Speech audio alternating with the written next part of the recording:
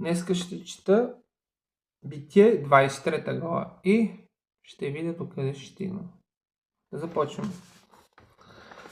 Сара живя 127 години. Тези бяха годините на живота на Сара. И Сара умря в Кирият Арва, който е Хеврон, в ханаанската земя. А Авраам дойде да жалее Сара и да я оплаче. И като стана Авраам от покойницата си, говори на хетейските синове, като каза: чужденец и заселник съм аз между вас, дайте ми собствено място за гроб между вас, за да погреба покойницата си отпред очите си.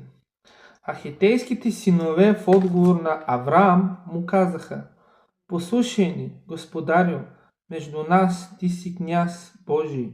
Погреби покойницата си в най-добрата от гробниците ни. Никой от нас няма да ти откаже гробницата си, за да погребеш покойницата си. Тогава Авраам стана, поклони се на народа на земята, на хетейските синове и говори с тях, като каза: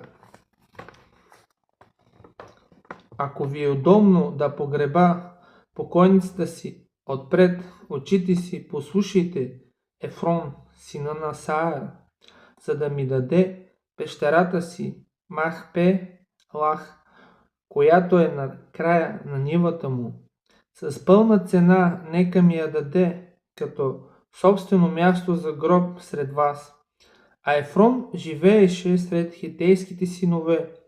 И Ефрон хетеецът отговори на Авраам пред хетейските синове, които слушаха, пред всичките, които влизаха в портата на града му, като каза: не, господарю мой, послушай ме, давам ти нивата, давам ти пещерата, която е в нея, давам ти я пред синовете на народа си, погреби покойницата си. Тогава Авраам се поклони пред народа на земята и говори на Ефрон пред народа на земята, който слушаше, и каза: много те моля, послушай ме, ще дам стойността на нивата, вземи я от мен и ще погреба покойницата си там. А Ефрон в отговор каза на Авраам: чуй ме, господарю, какво е между мен